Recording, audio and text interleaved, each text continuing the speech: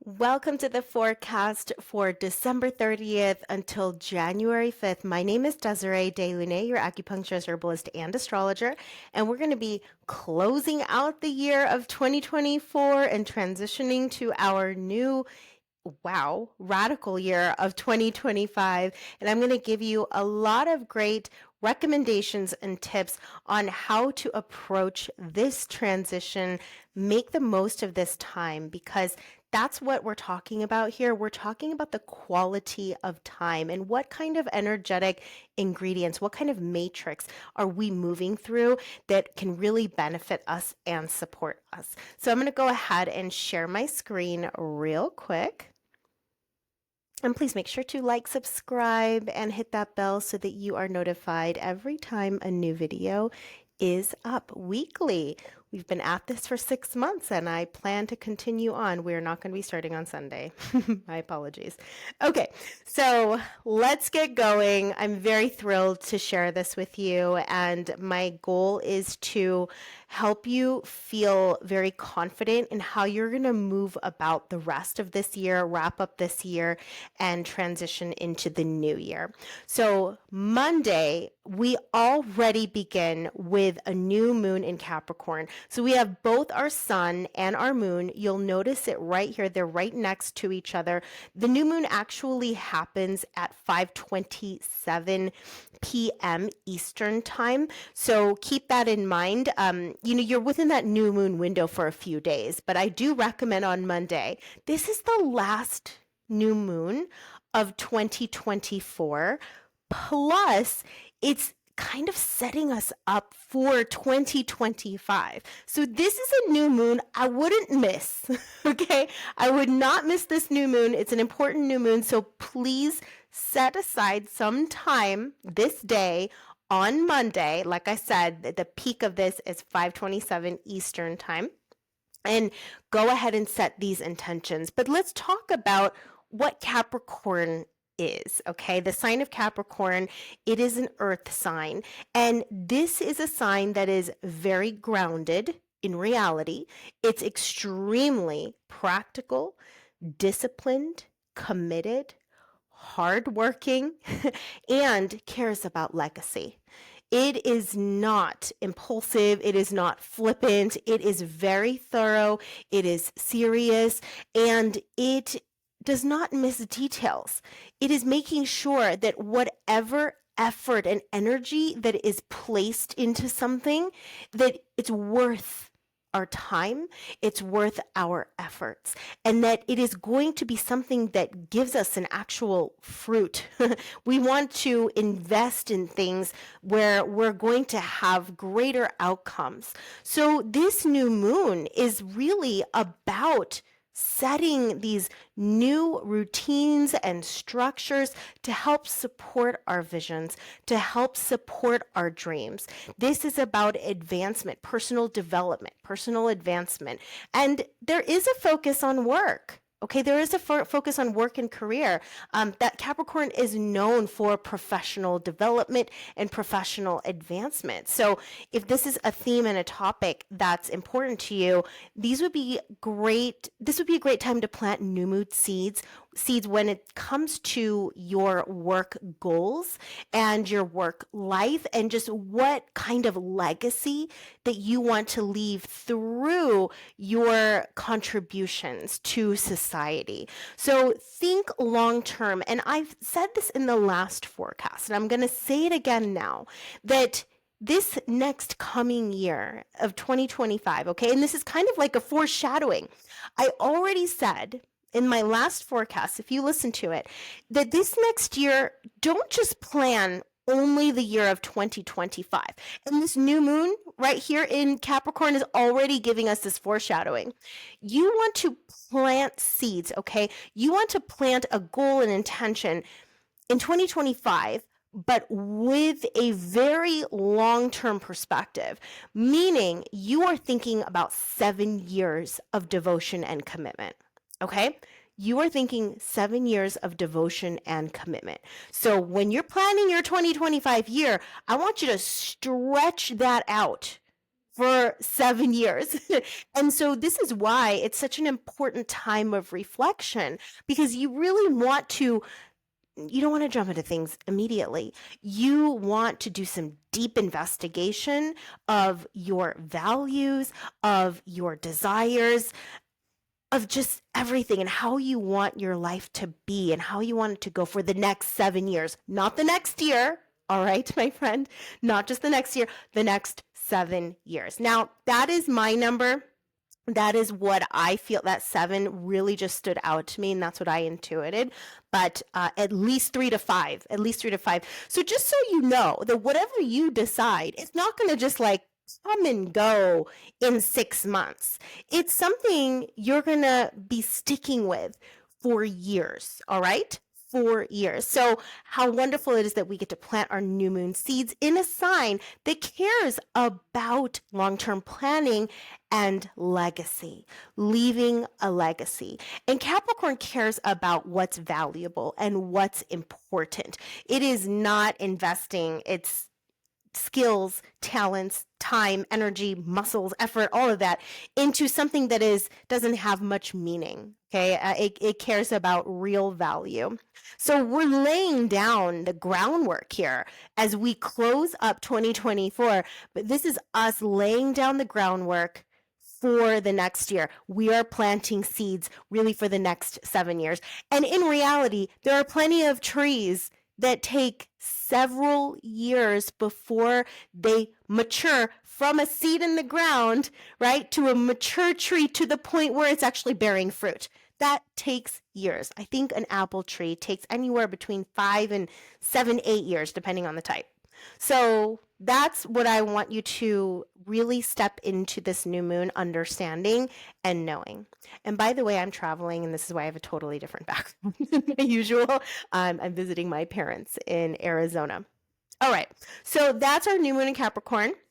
And this is also a good time to really reflect on your day-to-day structures, because Capricorn cares about structure and organization, right? Structures, organization, habits. Maybe there's a particular planner that you've been looking for. Don't just quickly buy something. Do some research on a really great planner if that's something that's going to support you and help you. Or maybe there's something online, maybe a virtual format. Think about platforms. Think about structure that is going to help you to execute and bring things into reality, something very tangible, very easy. And that's another thing about this type of goal setting, visioning, dreaming, okay, whatever term you want to use. It is something that is achievable. That is the other aspect to this new moon. We're going to be setting goals that, like, yeah, in 7 years, that's actually doable. That's possible. In 3 years, that's doable and possible. It's super patient. It is not looking for some quick gratification, immediate gratification. It's not needing that. It has, like I said, that long-term view, and it understands that, you know what, it might take me a year and a half just to develop the skill itself. And that's great. That's fine. Okay. And so, but it's worthwhile. You may take a year and a half to develop some sort of skill, and then watch. Then the 5 years after that, it's bearing fruit. It's bearing fruit for you. So I love how realistic Capricorn is, and makes it approachable, and comes up with a very thorough and detailed plan on how to get there. Look, obviously, we can't predict everything, but it at least creates a framework to follow. And in the end, I really love like this way of operating. Okay, we can have our goal, but it's not so much a major attachment to the goal itself. It's the becoming process. What do you have to do on a regular, consistent basis? Because that is what Capricorn is, regular and consistent, right? In order to get to that goal. And that goal is eventually going to happen if you are regular and consistent in the execution and the implementation and the practice of whatever you're trying to achieve. Okay. All right. So there is that. Let's talk about some of the other aspects. Please stick around for all of Monday because a lot of these aspects are going to be continuing on for the rest of the week. So we have our Mercury opposite Jupiter situation again, and Mercury is in a sign that is about the big picture, the grand vision, a little bit more like optimistic and more fantastical and hopeful and dreamy. And then you also have Jupiter that's in Gemini. By the way, Mercury doesn't like being in Sagittarius and Jupiter doesn't like being in Gemini. So they're in each other's signs that they'd prefer to be in. And so there's a little bit of tension here and there's opposition here. These red lines always create some kind of tension, friction, opposition. And so you are going your mind is going to be jumping around, right? Kind of jumping around between the big picture and the little details and just going back and forth between, okay, well, there's this idea and there's these little details and then, oh, then that idea and little details. It's almost going to be a little challenging to finish the thought. And so my recommendation here, and we talked about this in the last forecast too, do you see that there is this a T-square between Mercury and Jupiter, and then the apex is right here, Saturn, at the top of this red triangle here. And this is going to stick around for a while. And so basically the answer to your mind, like thinking about 18 things at once, and which is fine. You are trying to plan and prep for the future. Okay, that's fine. It's just that what I ask is in the development of these ideas to not get attached to them. And I spoke about this last time. But creating some sort of structure around your ideation is what's going to help you the most during this end of 2025, end of 2024, beginning of 2025. Structure. So maybe it's one journal and it is one specific special journal that you get. And this is where you just brain dump. Okay. And it doesn't have to be orderly. The journal is the structure. Okay. Or it's somewhere online. Maybe it's Google Docs. Maybe for me, it's Notion. Notion is my second brain, and that's where I dump multiple ideas, and I'll even bounce between 3 ideas, develop idea number 1 a little bit, then go to 3 and have a little bit more details there, and then come to 2, little details, go back to 3, then go back to 1. Literally, I do this. I am not exaggerating. In Notion, in here might be kind of messy, but when you look at my Notion, it's organized. It is organized. It's got like Kanban boards. I got the database, inline database. Like I look like I have my shit together with my Notion, but it's because I have that structure for all of this activity that's going on. Okay. So that is my biggest recommendation for you during this time. And this Mercury opposite Jupiter, this restlessness and just ideas coming through in incredible speed and pace, that's till December 31st. Now I talked about this. This is bringing some discipline too. Like the Saturn here brings ordered thinking. So thankfully we have Saturn, even though it's kind of tense, they're in square with Jupiter and Mercury, but it will help to organize it. We have at least like the influence of Saturn to help organize our ideas and our thoughts. That's basically what I'm trying to say here. And that this whole situation is going to be hanging around until December 30th, but Saturn will be here all the way until December 31st. Okay, now let's talk about Venus. Venus is in square to Uranus, and Venus represents our relationships. So, we're also kind of in like a vacation season, holiday season, and this may create a desire to do some exciting, unexpected, break up the routine, break up the everyday usual stuff with your close friends or family or your partner. So expect a bit more adventure and excitement, things that are way out of your norm. We also have Mars that is in trine with Neptune right here.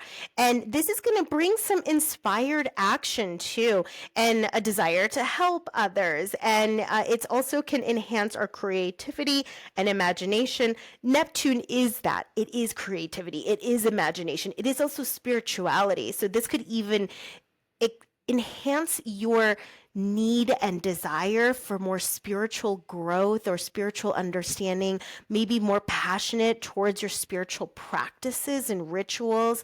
But this can also, like I said, really enhance your intuition and your creativity as well. Now, we also have Mars opposite Pluto. You know, we've been talking about this a while. This opposition is not too far from each other. You know, we have Mars because Mars is in retrograde. So it's coming back close to that where they're almost 180 degrees apart from each other. But look, we've got Pluto at 1 degree and Mars is at 2 degrees. And so this is a pretty strong opposition. Now, this can be a bit aggressive and confrontational as well, but a positive side is that it's deeply transformative and it can be a catalyst for transformational healing. And that's the thing with Pluto. Pluto may not be pleasant in nature, but think healing crisis. We could be going through a spiritual, since there's this connection with Neptune, some kind of spiritual crisis, a spiritual healing crisis, though. So this can create internal conflict and turmoil related to our spiritual life. So that's one possible expression, but this can enhance also your creativity too, and help you to access. Actually, we're going to see this quite a bit throughout this week, like accessing the hidden. So Pluto deals with things that are of the underworld, right? They are subconscious, they are underground, they are not easily seen or noticed or recognized. And when we have Mars, right, with all of this action and activity, it's heating up, it's accelerating, it's almost like cooking it and bringing it to the surface. Okay, so here's our traumas, here's our pain, here's our suffering. It's getting activated and it's getting transmuted, it's getting transformed with all of this pressure. So Mars opposite Pluto is around till January 17th. You know, we had a peak of it, but and then it started to separate more. And now that we're in retrograde, they're almost like facing off each other, like right in line with each other. So keep that in mind. That's happening in the background. All right, we have Jupiter also square Saturn. This is a tension between, so it's a red line between Jupiter that looks like a 4 and the Saturn looks like an H. And Jupiter is about growth and expansion, okay? And then Saturn is about restriction. It's about obstacles and challenges, and discipline too. And so there's this tension between expansion and then restriction. And in some ways, like, this can be a good thing. I don't want you to be afraid of all these squares and oppositions because they do stimulate, like they're energizing, they're activating, and they are forcing us in many ways to confront things and work through things. And what I do like this aspect, even though it might not feel pleasant, what I like about it is that it makes us very grounded in our dreaming. And I talked about that again in the last forecast, like indulging in our dreams, but it brings a sense of practicality to it and just being realistic with it so that we don't just have a dream that doesn't amount to anything, right? It almost makes the dream more grounded. It makes our vision and our goals more grounded so that we do manifest them. We do create them. We do bring them into existence. So I like this. I like this personally, but maybe that's just my bias. But it can bring that little bit of conflict between idealism and realism. And that's what we get with that kind of aspect. But like I said, I like the discipline. It's a disciplined approach to our aspirations, a disciplined approach to our vision, our goals, our dreams, and that's the way I like to see that and like to interpret that.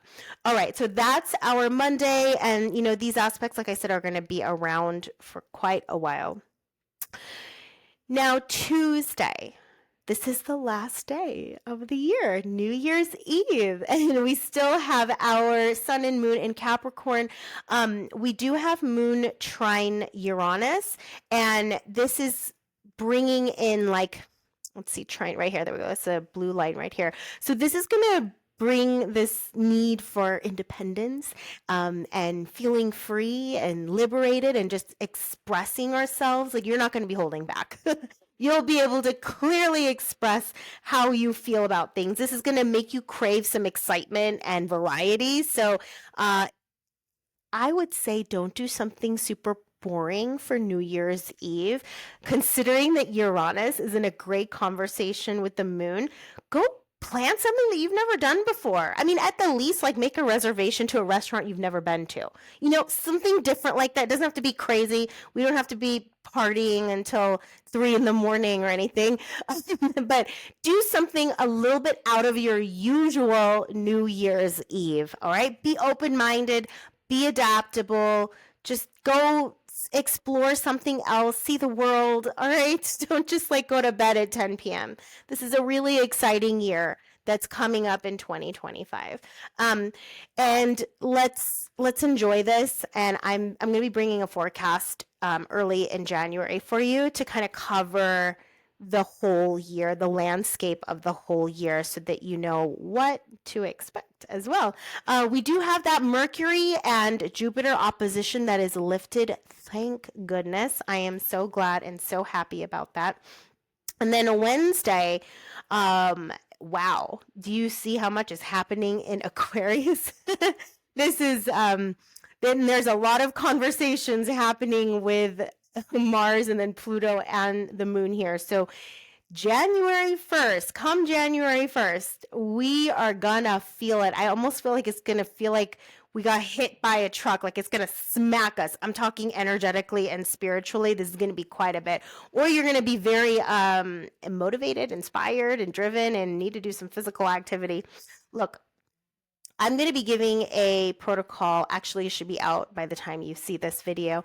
I'm providing a protocol for my Rise and Thrive members. So if you're not a part of it, I'll link it down below. I highly recommend it because I am giving a protocol to members that is really helping us deal with this preparation for 2025, how to vision well using the energies of Capricorn, especially with the new moon, and making sure that you have access to all of those ideas, that you're very thorough with them and you're organizing them and you are able to see the long-term roadmap that comes with, what you're choosing to begin in 2025 that's going to carry you out many years after that. So we want to make sure we're choosing the things that are most aligned and it is at the right time and the right season for you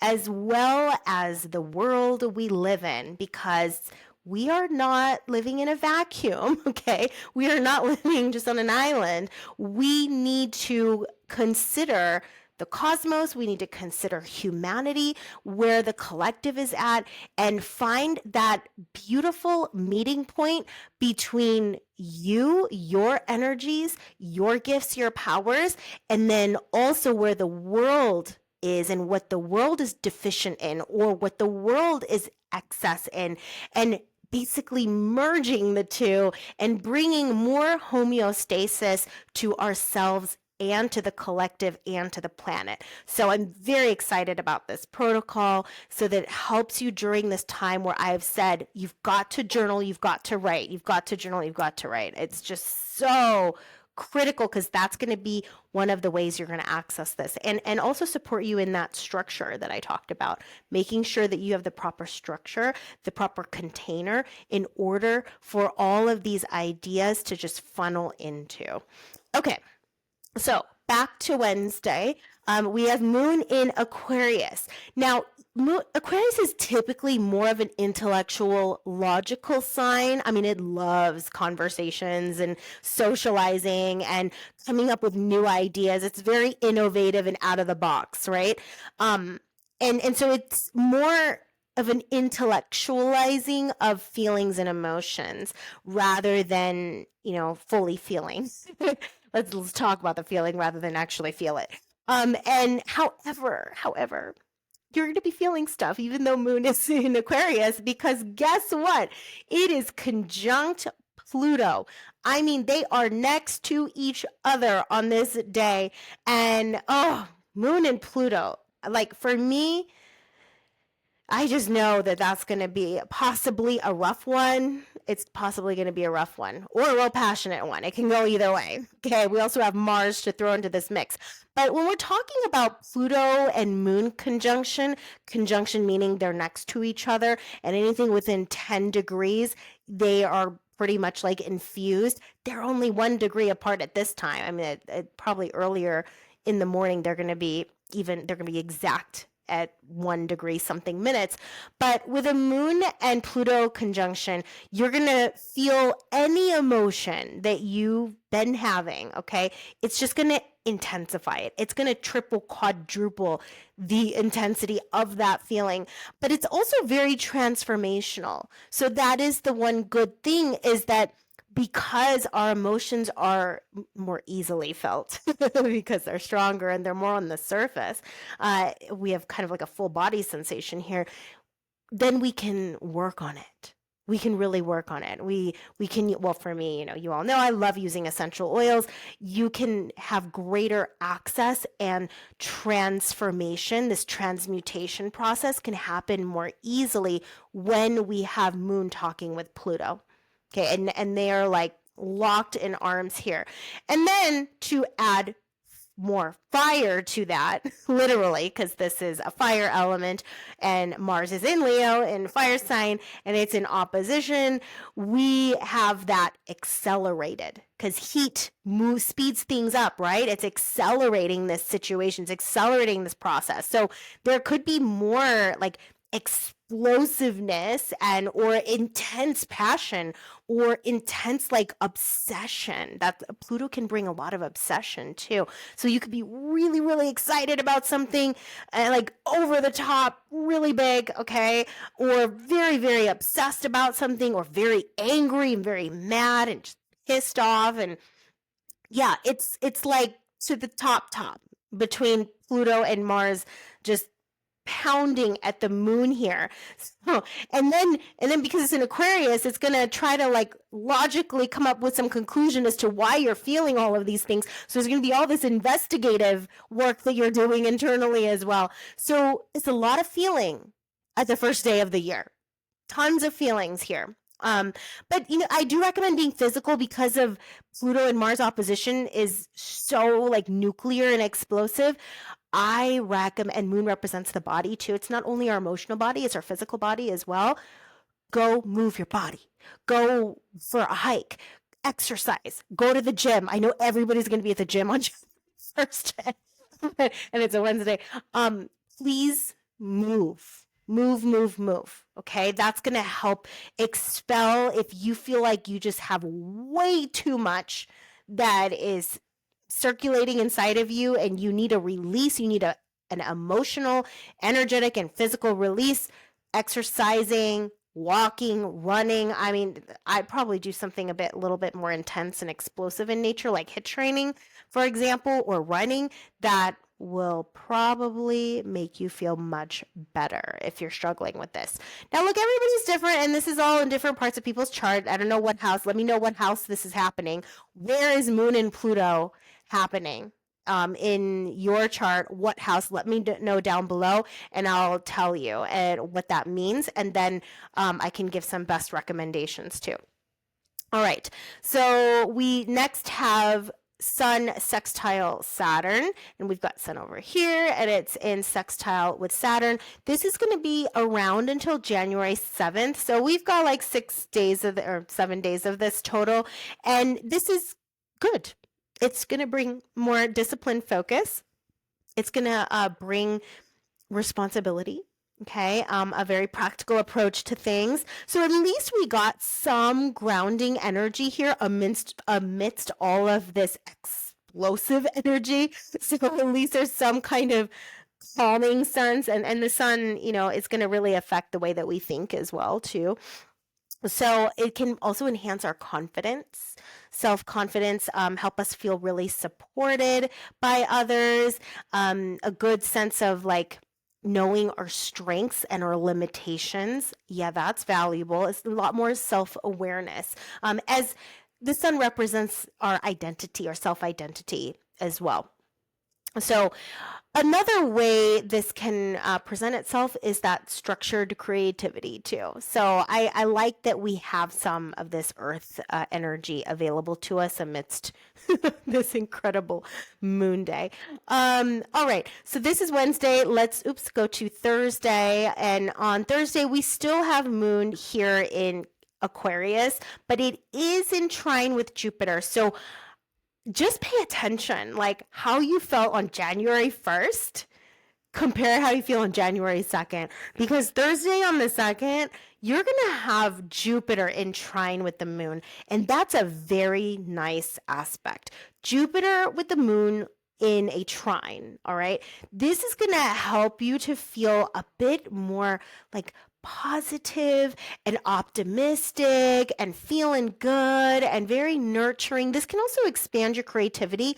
Moon in Aquarius, you can get very insightful and very creative hits too. And intuition high as well. And so, the Jupiter is going to also expand and activate the intuitive gifts that the moon provides for us. So this is really nice for uplifting relationships. Look, if you had on Wednesday some heated time with your partner or just with people you're close with, maybe you had some arguments, some disagreements and conflict because of Mars and Pluto just pounding at the moon, that can happen. Misunderstandings or just fighting about things. You'll see a radical change on Thursday. Thursday with the Jupiter, it's way more positive and feel good and, very like, oh, you're so amazing, babe. They're just gonna be more uplifting and sweet and kind. And Moon trine Jupiter also wants to expand its horizons, expand the mind, learn more, understand more, especially with Moon in Aquarius, right? It's very intellectual sign.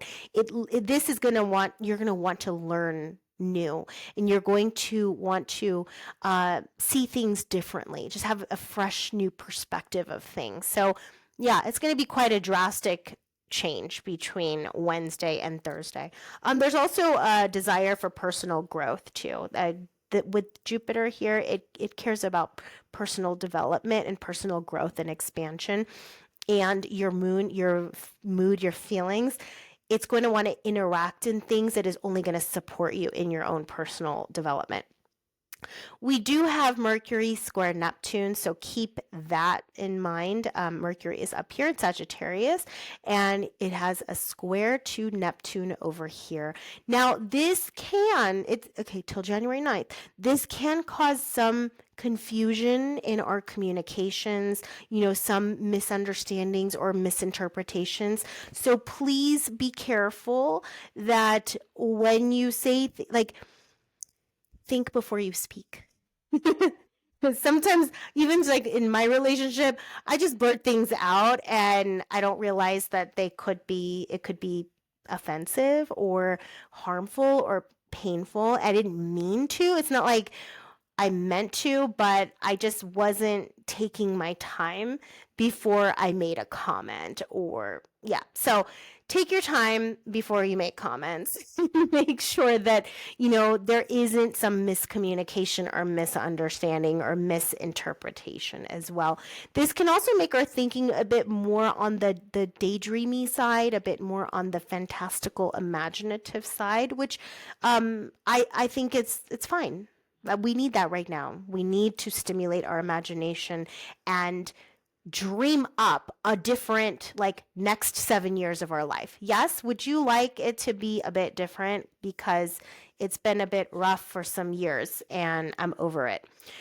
So this one also, one thing to be careful is being vulnerable to deception. So don't sign up for a timeshare. All right, when you go on your vacation travels and they tell you you're going to get a few nights free. No, no, thank you. I don't need free meals and free vacation and then get a $20,000 timeshare. So don't do that. Learn from my lessons, my teenage mistakes.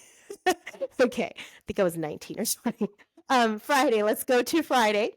So Friday, January 3rd, we have our moon still in Aquarius, but it is in conjunction with Venus, and our Venus has transitioned into Pisces. And Venus in Pisces, oh my goodness, this means like our relationships are going to be more empathic and compassionate and kind and just nurturing and a lot of imagination. Oh, some of our pleasures, like a lot of our pleasures and our fun, are going to be things that are very fantastical and imaginative and creative and even spiritual. I think there's going to be more of a desire to work with our spiritual life here as Venus transitions into Pisces.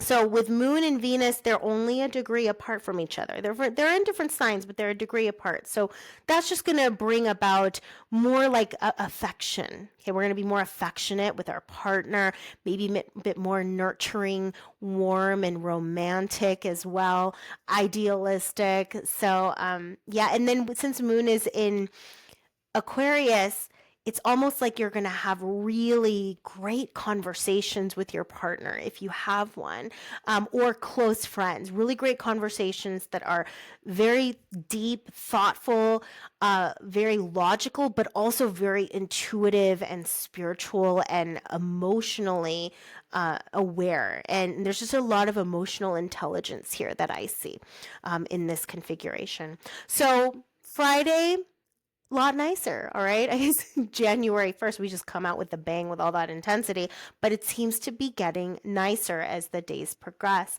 And then on January 4th, this is Saturday, Moon moves into Pisces. We have a lot of Pisces energy. Do you notice that there are 4 planets here in Pisces? We've got Venus in Pisces, Moon, Saturn, and Neptune. Saturn and Neptune have been here for a while. These two are going to be transitioning out of Pisces and into Aries. We're going to talk about that in the 2025 forecast. But Moon is in Pisces, which is a much more, like I said, creative, spiritual, empathetic, imaginative. Your sensitivities are going to be higher here. Pisces is very fluid. It doesn't have a lot of boundaries. And so I would be very careful who and where you go, who you surround yourself with, and the areas and spaces that you go to, because you're going to be absorbing them. It's going to be, you're going to become one with it. All right. I do like the fact at least we have Saturn in conjunction with it. So Saturn brings some emotional stability and grounding, because we got a lot of water going on. Water means like permeability and being porous, right?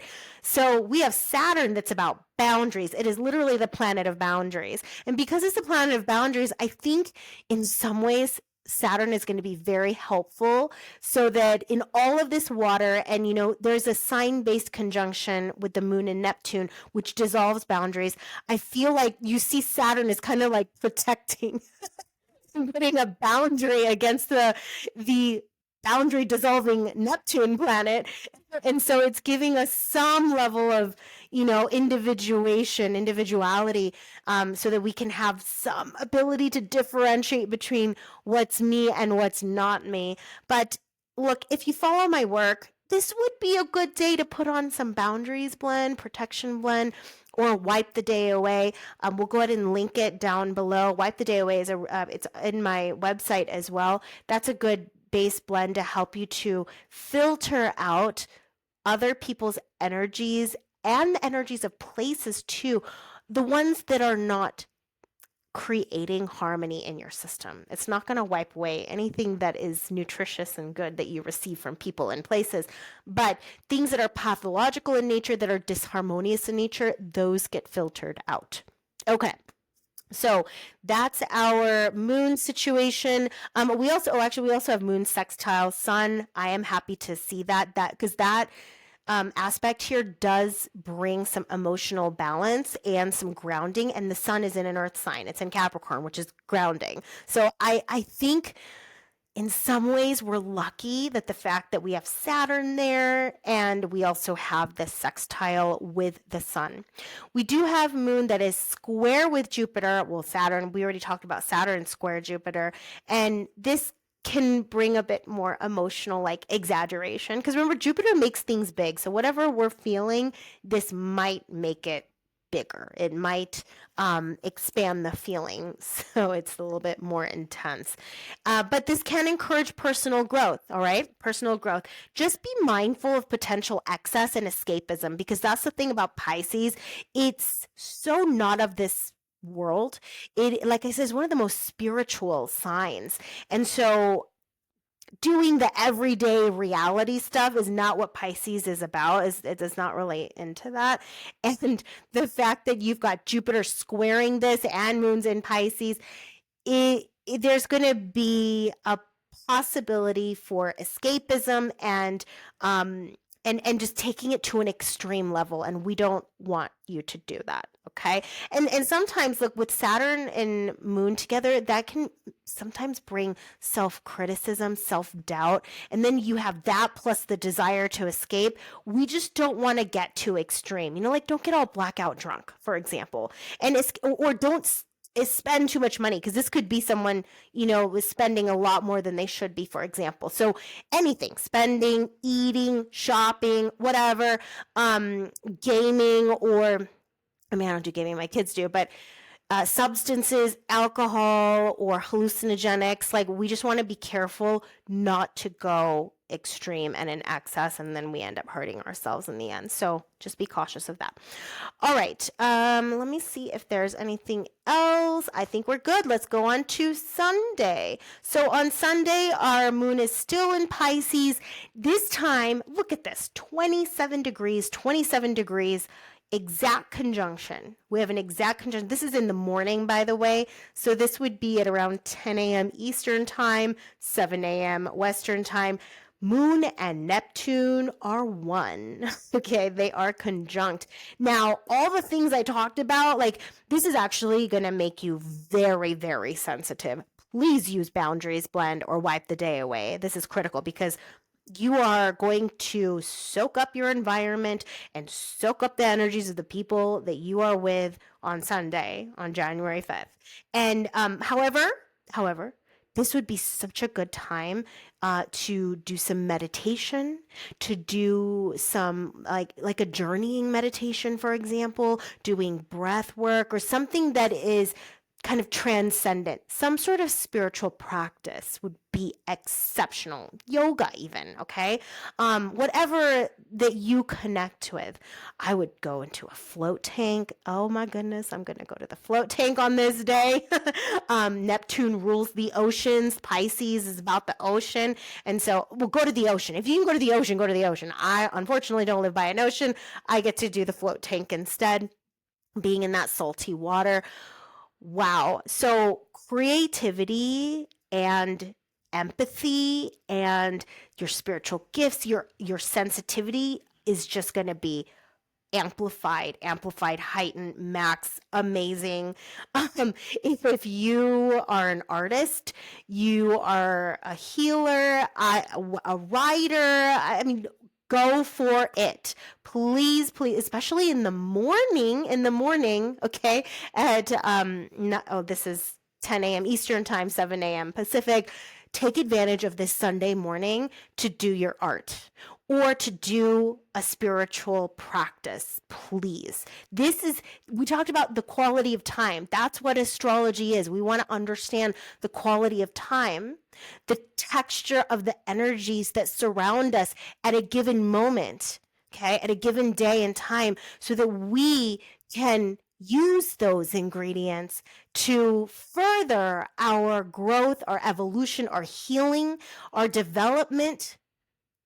We are lucky to have access to this, and we want to be attuned to this and not be completely like ignorant. That's not helpful, especially as empaths, as hypersensitives. That's not helpful. We want to have awareness of the texture of the energies that we are swimming in. Okay. So we also have Moon trine Mars. This is great. This is going to bring more passion and enthusiasm. This is going to really make us very passionate about our spiritual practices, by the way, our spirituality in general.